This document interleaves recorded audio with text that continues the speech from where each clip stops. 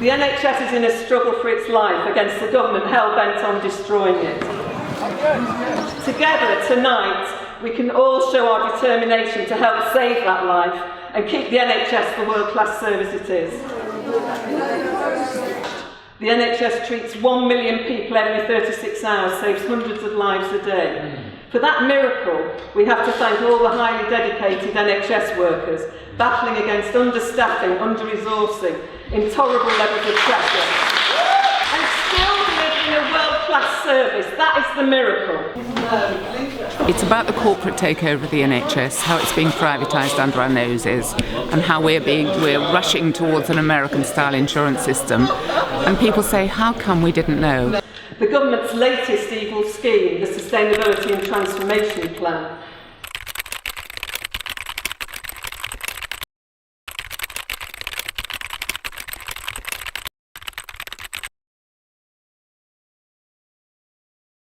STP is the biggest threat to the NHS most people have never heard of.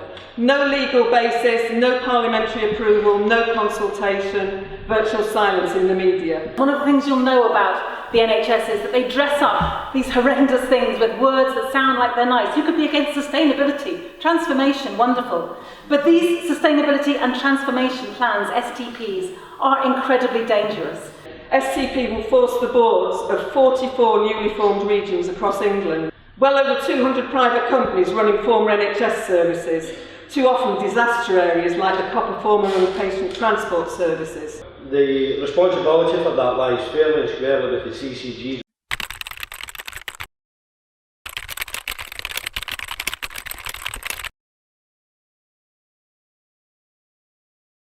Who came together and decided that they would come up with a model for organising the PTS service.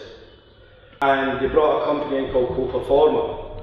They came up with this visual idea that they would take care of the calls and they would subcontract the transport side of it to other companies. So they were never capable of doing this. Within 5 weeks of taking over the contract on the 1st of April, they were in deep trouble.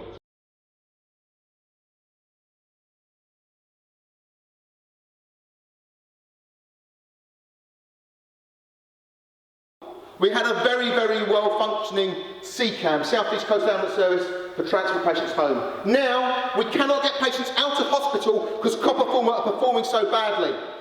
What that means is my patients carry on staying in the corridor because there's no beds for them to go to, because the patients who should be discharged home cannot, because a private company has come in putting profits in front of patients. We have to say no to that. This Palm Court, it's in Richmond. It's a beautiful site on the river. And this is Serco's international headquarters. And Serco has been delivering a whole range of different services across the country. And they're actually being investigated by the Serious Fraud Office. Billions more in cuts to staff and services. The result, chronic staff shortages, lengthening waiting lists, GP practices closing, A&Es stretched to breaking point. The 5th richest country in the world shamefully has a rapidly growing health inequality gulf. No longer a gap, a gulf. This is all part of their plans though to privatise the NHS. They don't want us there, they want it to fail, and they want to set up this new system, which actually a private healthcare tiered system would mean that the poorest and the sickest in society don't get treated. They're closing down the doors, they're shutting out our light. They took no notice of my fight, yet I tried with all my might. These are the hard-working families that David Cameron is so fond of. And while my friend's dad is stripped of every vestige of his dignity, Philip Green swans off into his billionaire sunset and leaves his workers to rot. The NHS has been allowed, and indeed been deliberately, I would say, allowed to flounder in the grip of a deep funding crisis, with the private sector being invited in to basically cherry pick an even bigger part of the NHS. It was their choice to waste billions on the internal and external market, their choice to waste the time of clinicians making them bid against each other to provide services, their choice to let the private sector in and create all the waste and inefficiency and loss of collaboration that brings. And it was their choice to be disrespectful to NHS staff and not to pay them or to treat them properly. What I can do today is maybe take you through quickly the government's blueprint in terms of how they treated us. So the first thing they did was they made an unfunded, uncosted pledge in their manifesto, the 7-day NHS.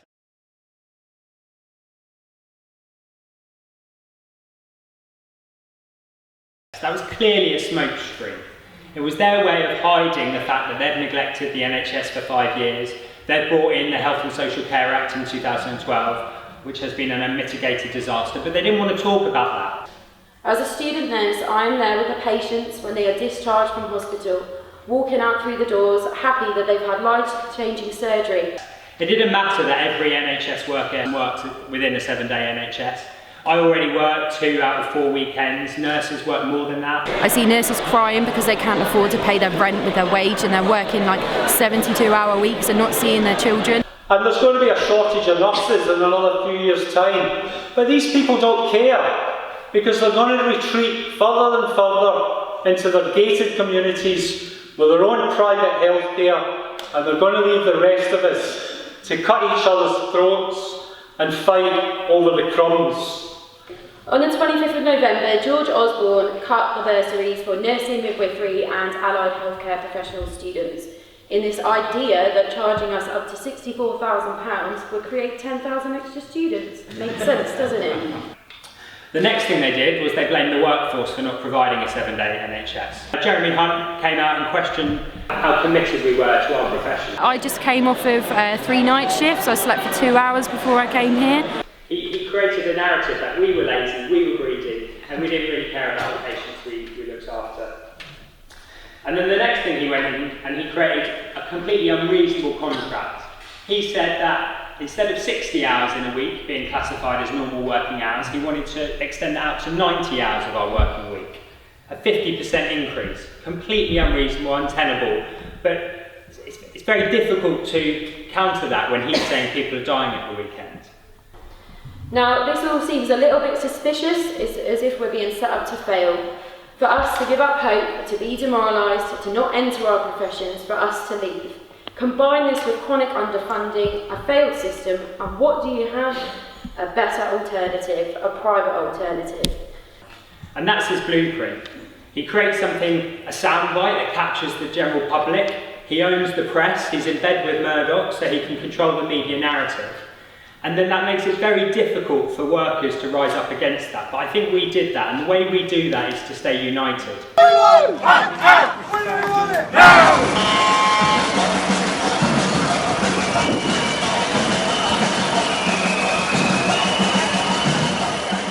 There is hope.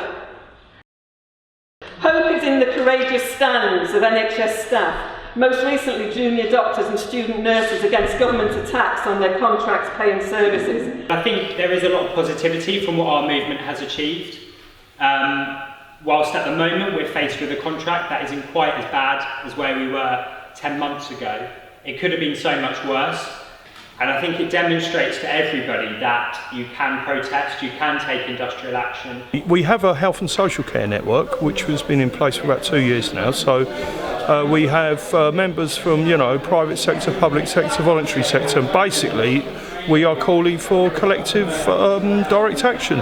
And my only regret about the junior doctor contract dispute is that we haven't created it into something bigger. We haven't looked to seek bridges with other workforces. We're all aware of the nurses, the plight that they're under, but at the moment we're not speaking about them. We have been working with the affiliated mainstream unions. We've been doing strike support for the junior doctors and the patient transport service. Hope comes from all the NHS campaigns around the country, fighting tooth and nail.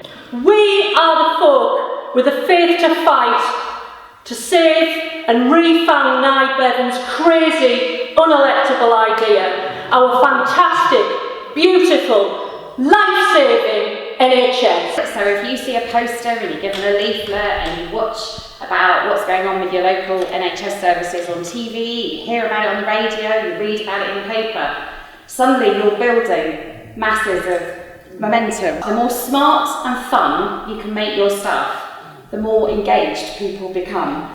This March we set up a tax haven in Bristol's busiest shopping precinct with Richard Branson relaxing in a deck chair by the beach, cocktail in hand on the National NH Day of Action.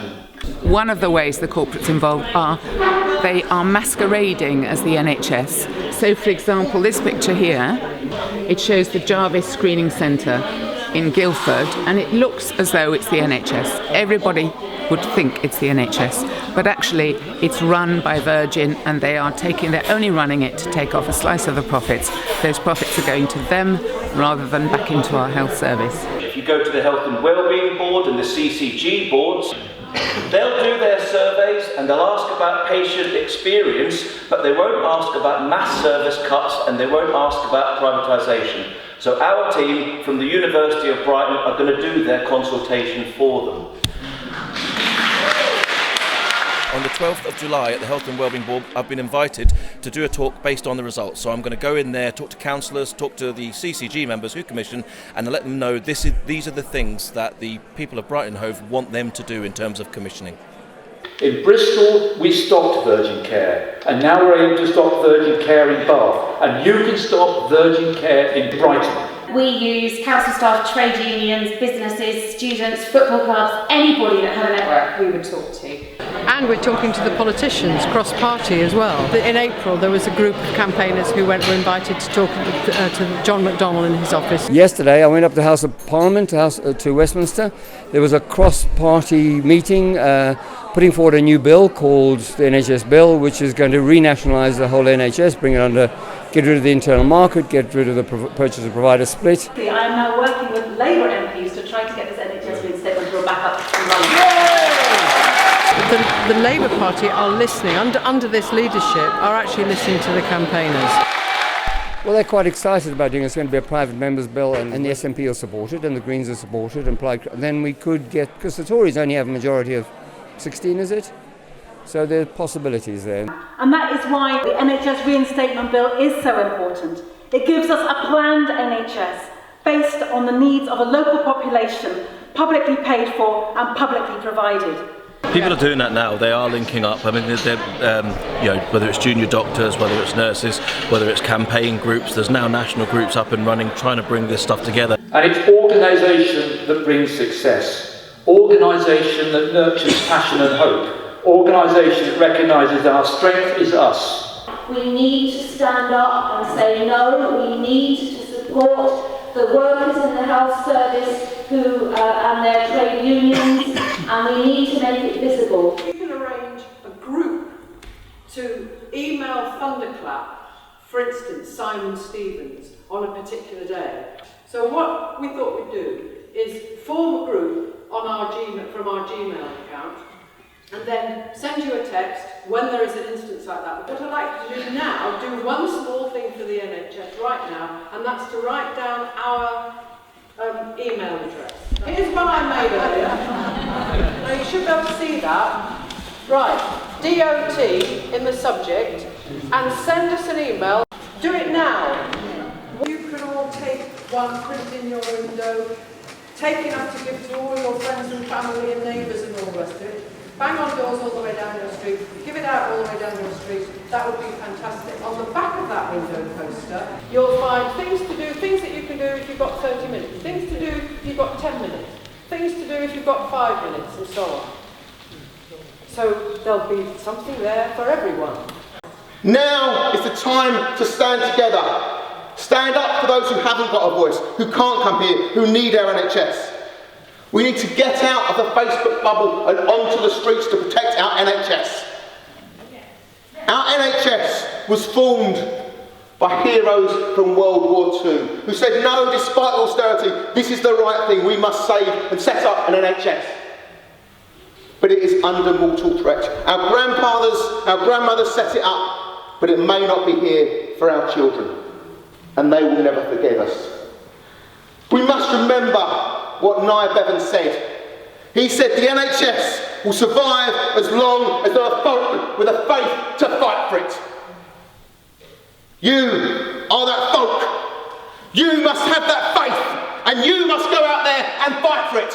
Otherwise the NHS will no longer be here for our children. Thank you very much.